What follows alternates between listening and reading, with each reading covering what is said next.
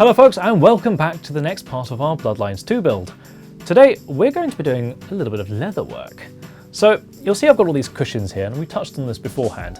Now what I want to do is I want to make a new power supply shroud that has a sort of a leather Chesterfield sofa look to it, because that's just such a kind of a luxurious, aristocratic feel, and I think it would be absolutely perfect for the setting, and specifically for the Toreador clan, who are this bunch of hedonists. So it kind of makes sense that they're lounging around, you know, doing their laissez-faire on these sort of chaises and things. So I want to try and put that into the build, and it should fit very nicely with my intentions for the wood as well. So how are we going to go about doing it? So first up, we're going to need to make a new power supply shroud, and I'm going to be making that out of plywood.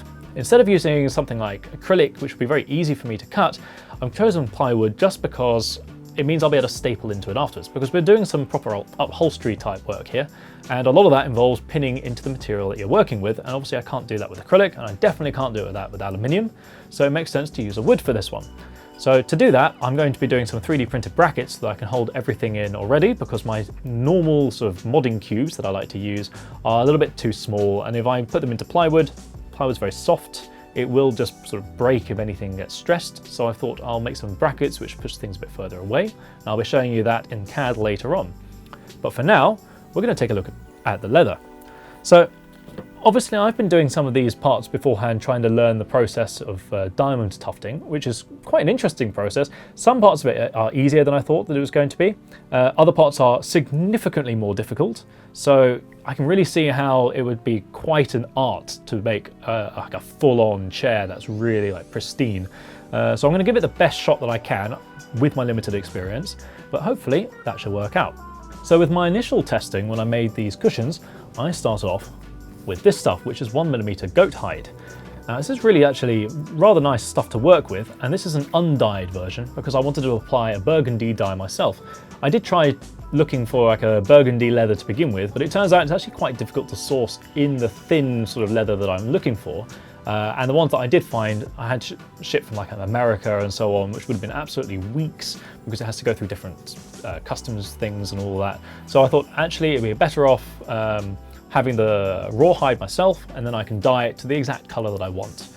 So I used this to make this initial cushion over here.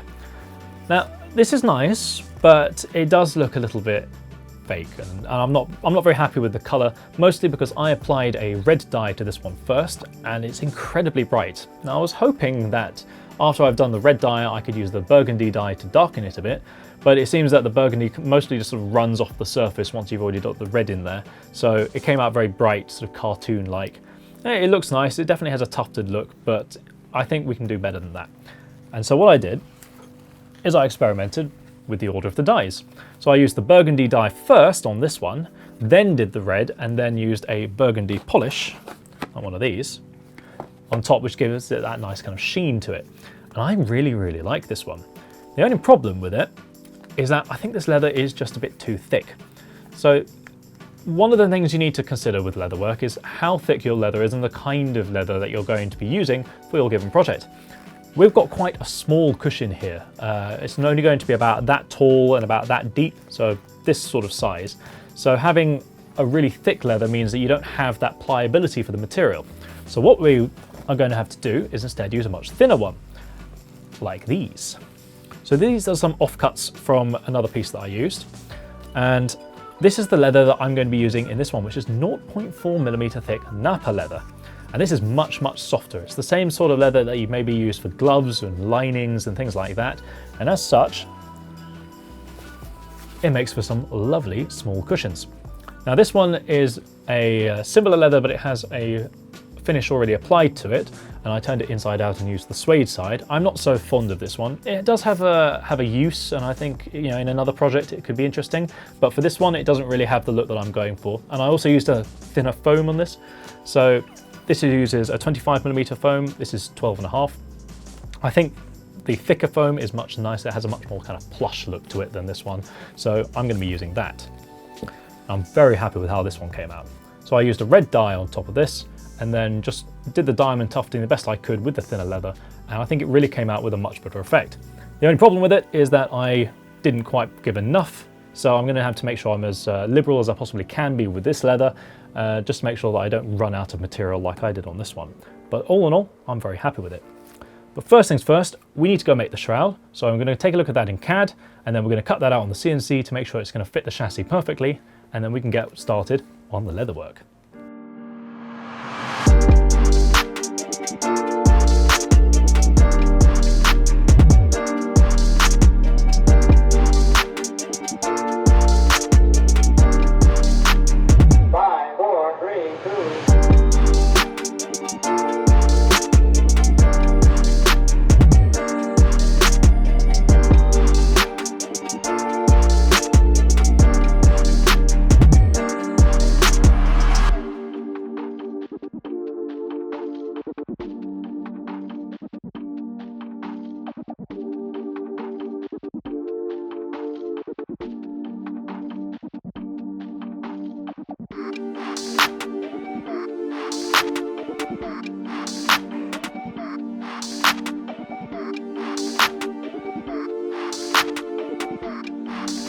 So this is how the shroud sits now, and basically what I did is I added in all of the holes that I'm going to be using to add the buttons in later for the diamond tufting into the design in CAD, and then cut it out on the machine.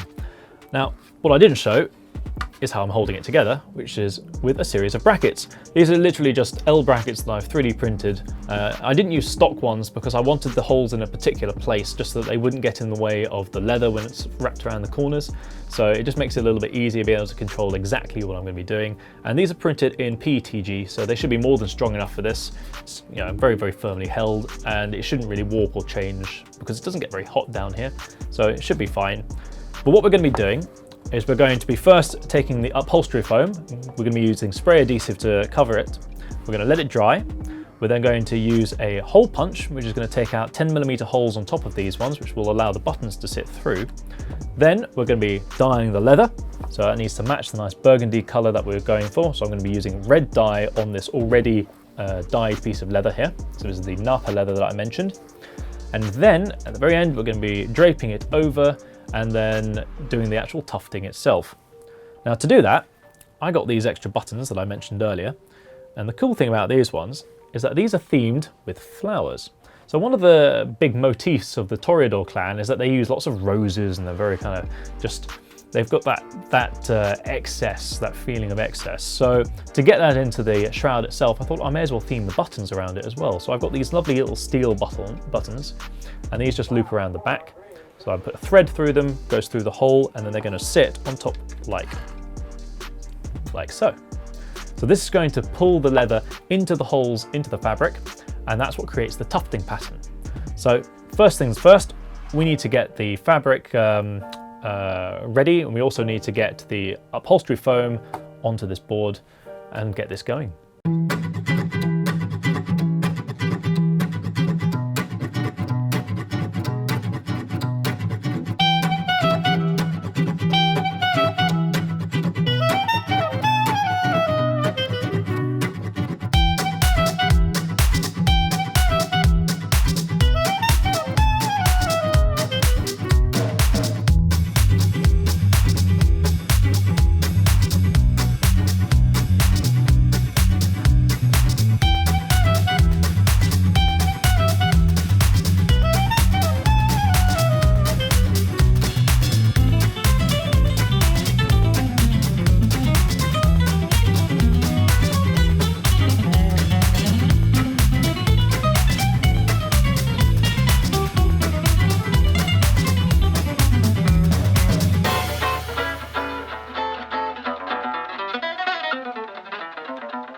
Now give me the beat.